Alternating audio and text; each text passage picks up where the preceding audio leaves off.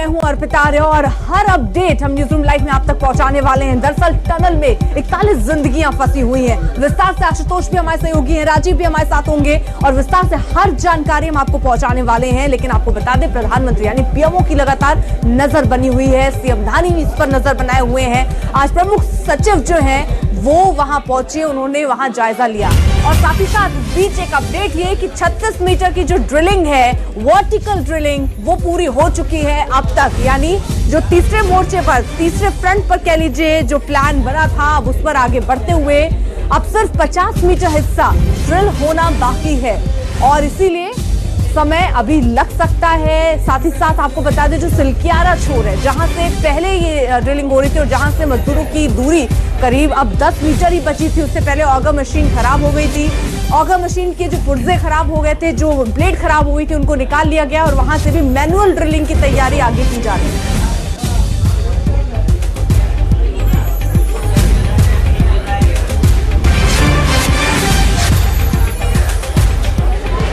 और एक और बड़ी खबर आपको देते हैं कि प्रधानमंत्री के जो प्रधान सचिव हैं पीके मिश्रा, वो खुद आपको बता दें कि सिलक्यारा की टनल में पहुंचे। उन्होंने फंसे हुए मजदूरों के साथ बातचीत की है। एक बड़ा अपडेट इस वक्त आपको दे दें, प्रधान सचिव खुद पहुंचे हैं स्थिति का जायजा लेने के लिए। पीएम के प्रधान सचिव ने मजदूरों के साथ बातचीत भी की है जो भीतर 41 की संख्या में फंसे हुए हैं। चूंकि अभी समय लग सकता है, ऐसे में खुद प्रधानमंत्री नरेंद्र मोदी संपर्क में हैं। उत्तराखंड के मुख्यमंत्री कई बार बता चुके हैं कि फोन पर बातचीत होती है, उनको हर एक अपडेट लगातार दिया जा रहा है, उनकी नजर है। और प्रधान सचिव खुद पहुंच गए प्रधानमंत्री के सिलक्यारा टनल।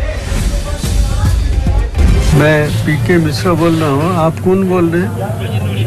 नमस्कार। क्या कौन बोल रहे हैं? अच्छा, कवर नहीं। आप लोग कैसे हैं? हाँ, आप लोग सब ठीक है? किसी की कोई तबीयत की कोई प्रॉब्लम नहीं है? खाना मिल रहा है? क्या क्या मिला था आज?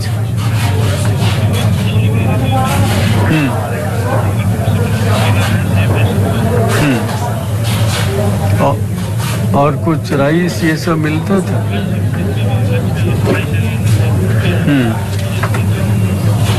ये सब राइस सब्जी दाल तो ठंडा हो गया होगा। और वहाँ लाइट भी है सब।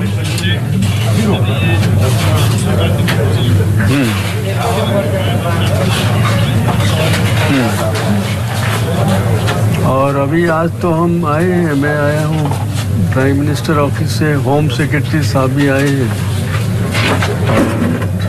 सब लोग काफ़ी मेहनत कर रहे हैं। जितने जल्दी आप लोगों को निकाला जा सकता है कोशिश सब कर रहे हैं। तो बहुत जल्दी तो हो जाएगा, कुछ सक्सेसफुल लगता है। तो आप लोग थोड़ा पेशेंस रखिए। हेलो, मैं पीके मिश्रा बोल रहा हूँ। आप कौन बोल रहे हैं? नमस्कार। 16 दिन हो गए और अभी तक रेस्क्यू ऑपरेशन पूरा नहीं हो पाया। अलग अलग तरीके अपनाए जा रहे हैं मजदूरों को रेस्क्यू करने के लिए, लेकिन अब कौन से तरीके अपनाए जा रहे हैं उनको रेस्क्यू करने के लिए आपको विस्तार से बताएंगे मेरे सहयोगी आशुतोष।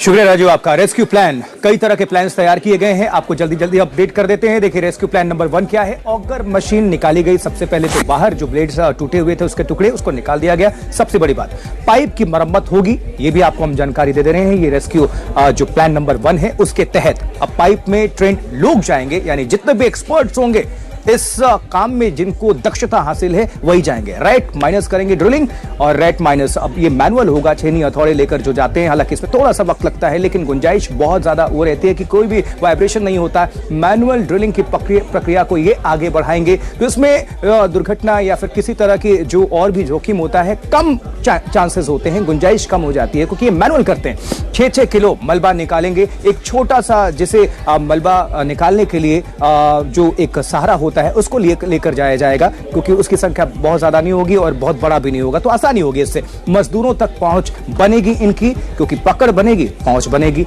अब प्लान नंबर 2 क्या है? क्योंकि कई सारे प्लान्स तैयार किए गए हैं, बैकअप में तो रखना पड़ेगा। रेस्क्यू प्लान नंबर 2 ये है कि वर्टिकल ड्रिलिंग जारी है और 31 मीटर तक खुदाई हो चुकी है, पाइप जा चुका है। इनफैक्ट और तेजी के साथ बढ़ रहा है। जितने भी आप सेकंड्स देखेंगे, मिनट देखेंगे तो मीटर भी बढ़ेगा। वो अब 35 के आसपास हो चुका है। इनफैक्ट 55 मीटर तक अभी खुदाई बाकी है। 86 मीटर पर मजदूर फंसे हुए हैं। ऑलमोस्ट आप इसको 90 मीटर तक समझ लीजिए गहराई होगी। 86 मीटर और 90 मीटर में बहुत ज्यादा फासला नहीं है, उसको ये समझना चाहिए। आज 45 मीटर खुदाई होगी, ये जानकारी मिल रही है। लेकिन जिस तरह से तीव्र गति के साथ खुदाई की प्रक्रिया आगे बढ़ रही है, उम्मीद की जा रही है कि शायद इससे भी कहीं ज्यादा हो जाए, जो कि बहुत जरूरी महत्वपूर्ण है। फुट पाइप डाला जा रहा है और अभी थोड़ी देर पहले आपको मैंने दिखाया भी कि पीके मिश्रा खुद बातचीत कर रहे थे मजदूरों से। 86 मीटर होते ही रेस्क्यू का काम शुरू हो जाएगा। युद्ध स्तर पर इस प्रक्रिया को गति दी जा रही है। खुद प्रधानमंत्री की नजर है, पीएमओ के लोग पहुंचे हैं, प्रधान सचिव से लेकर होम सेक्रेटरी तक पहुंचे हुए हैं। प्लान नंबर 3 क्या है, जल्दी से नजर डाल लीजिए। देखिए, खाना पीना दिया जा रहा है, हौसला बढ़ाया जा रहा है, दलिया पहुंचाई जा रही है, ब्रेड जैम सब कुछ दिया जा रहा है। ये आपको हम दिखा रहे हैं कि खाने में उनको क्या भी दिया गया, क्योंकि जाहिर सी बात अंदर फंसे हुए हैं, दुनिया से कोई संपर्क नहीं, खाना तो चाहिए जीने के लिए। अब इसमें ब्रेड है, उबले अंडे हैं, ताकि सेहत उनकी बनी रहे। अंदर लगातार धूप की कोई गुंजाइश नहीं, 16वां दिन है तो खाना पीना ये जाना अनिवार्य है। मोबाइल भी जा चुका है। और अब तक आपको बता दें, ब्रेकिंग न्यूज क्या है, बड़ी खबर ये है जिसको आपको हम पहुंचा रहे हैं। 36 मीटर तक वर्टिकल ड्रिलिंग की प्रक्रिया को आगे बढ़ाया जा चुका है, यानी कि खुदाई हो चुकी है, ड्रिलिंग हो चुकी है वर्टिकल 36 मीटर, और सिर्फ 50 मीटर के आसपास का हिस्सा ही अब ड्रिल होना बाकी है। यानी कि आप समझ सकते हैं, अंदाजा लगा सकते हैं कि बहुत तेजी के साथ युद्ध स्तर पर इस कार्य को गति दिया जा रहा है। और पीएमओ के तमाम जो बड़े, आप समझ लीजिए प्रधान सचिव हैं, गृह सचिव हैं, वो वहां पर पहुंचे हुए हैं और खुद मॉनिटरिंग कर रहे हैं, मजदूरों से लगातार संपर्क कर रहे हैं, उनकी हौसला अफजाई कर रहे हैं, यानी बता रहे हैं कि पूरा देश आपके साथ है, प्रधानमंत्री साथ खड़े हैं, पीएम की नजर बनी हुई है।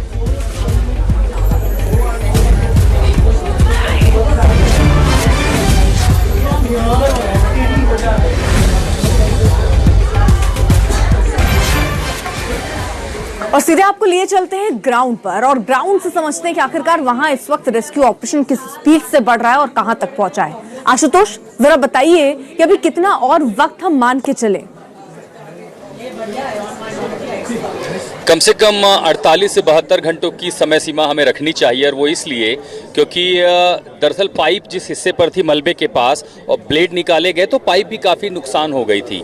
उस पाइप को जब आपने आगे काटा तो 48.9 मीटर की जो खुदाई थी वो दूरी अपने आप कम हो जाती है, तो बाकी के पाइप को आगे भेजा गया और पिछले हिस्से में और पाइप वेल्ड कर दिए गए हैं। वो वेल्डिंग प्रक्रिया चल रही है। जब वो वेल्डिंग हो जाएगी, ठंडी हो जाएगी, तो ये जो माइनर्स हैं वो अंदर उसमें जाएंगे और काटेंगे।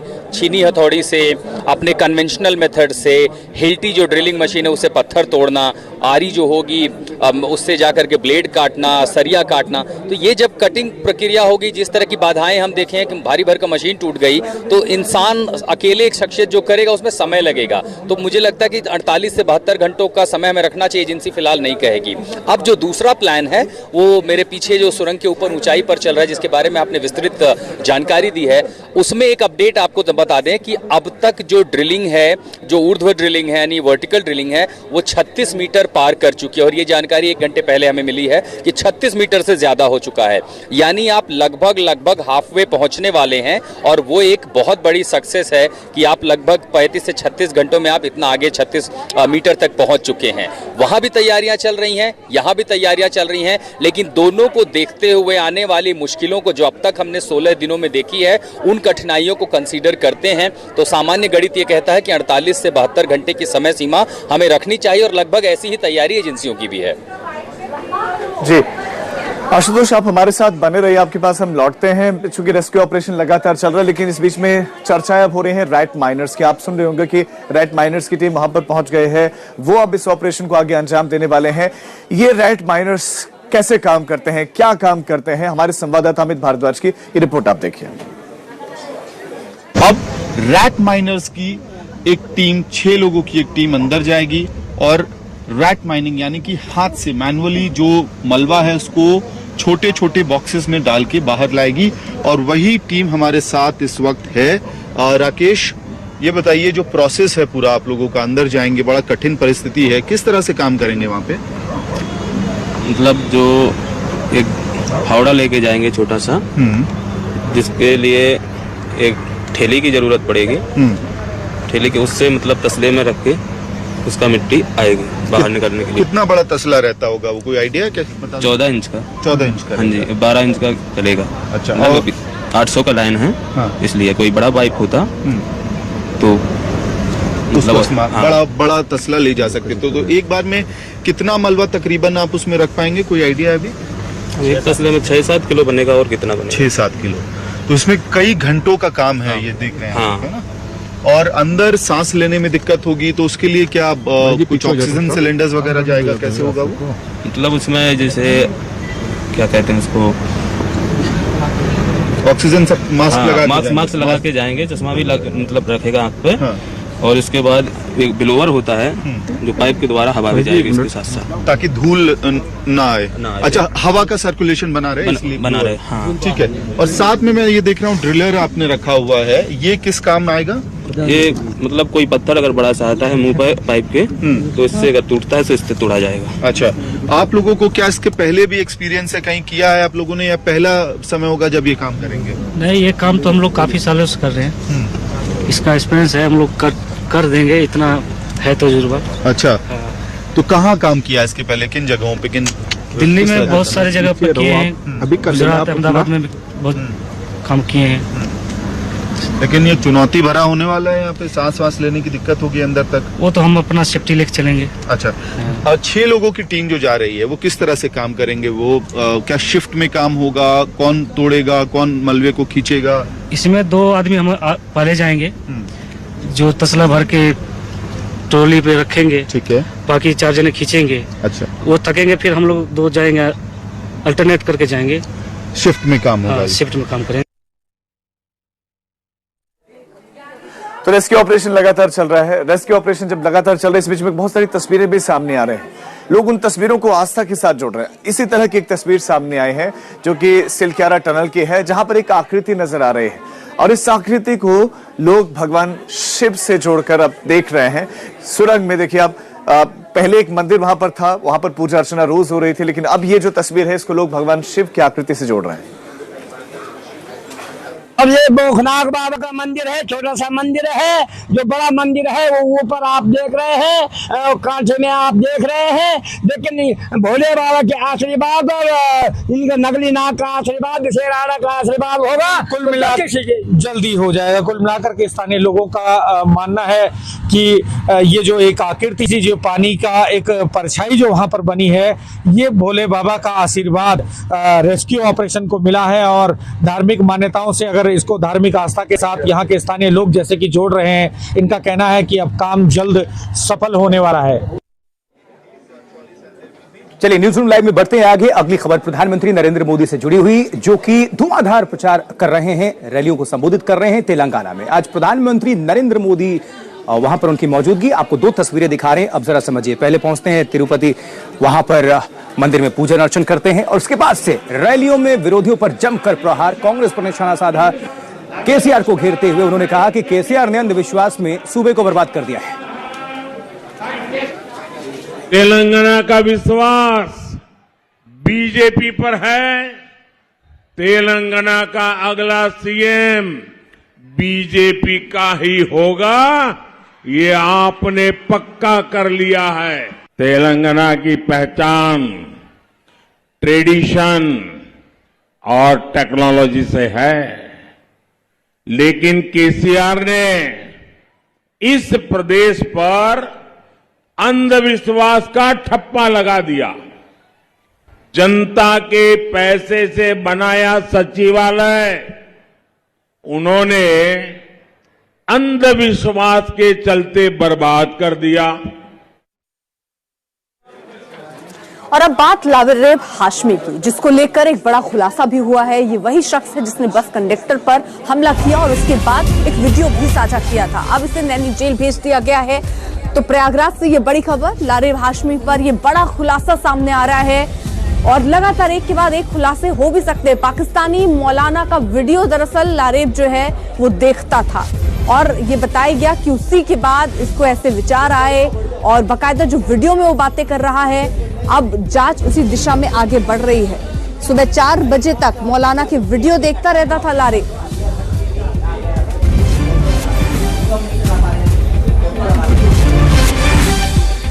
हालांकि लारेब के पिता और परिवार वालों से भी पूछताछ हो रही है। लारेब का बयान भी सामने आया है, वो क्या कह रहा है आपको सुनवाते हैं।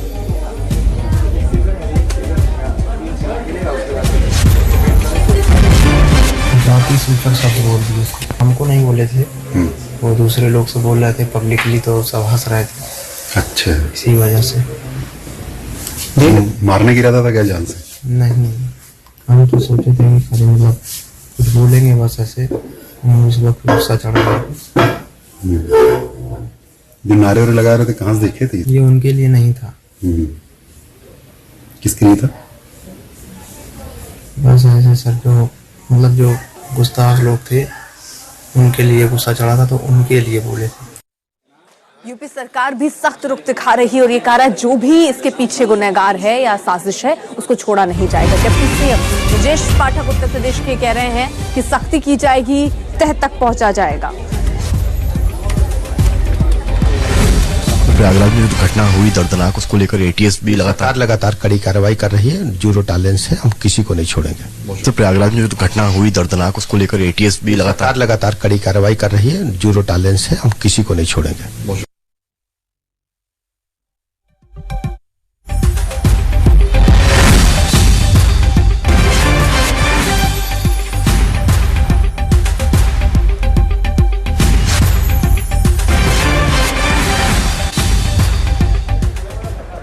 और अब बात करेंगे दिल्ली में हुए एनकाउंटर की। दिल्ली के मयूर विहार इलाके में एनकाउंटर हुआ है जिसमें 2 गिरफ्तारियां हुए हैं। शूटर अशडाला के ये गुर्गे बताए जा रहे हैं जिनको पकड़ा गया है, और खालिस्तानी आतंकवादी अर्शदीप उर्फ अशडाला के नाम से ये प्रचलित है। इसी के ये गुर्गे हैं जो पकड़े गए हैं। NIA, Delhi police, Punjab police तो एक संयुक्त ऑपरेशन, और ये कनाडा से आतंकवादी गतिविधियों में सम्मिलित थे, मिले हुए थे। तो बड़ी खबर आपको देते हैं कि दिल्ली के मयूर विहार में यह एनकाउंटर हुआ जिसमें 2 शूटर पकड़े गए, 2 शूटर गिरफ्तार हुए हैं। खालिस्तानी आतंकी अशडाला के ये दोनों ही शूटर बताए जा रहे हैं और इनकी गिरफ्तारी हुई है। अब इनसे पूछताछ की जा रही है। एक जॉइंट ऑपरेशन मोस्ट वांटेड अशडाला, उसी के 2 शूटर बताए जा रहे हैं।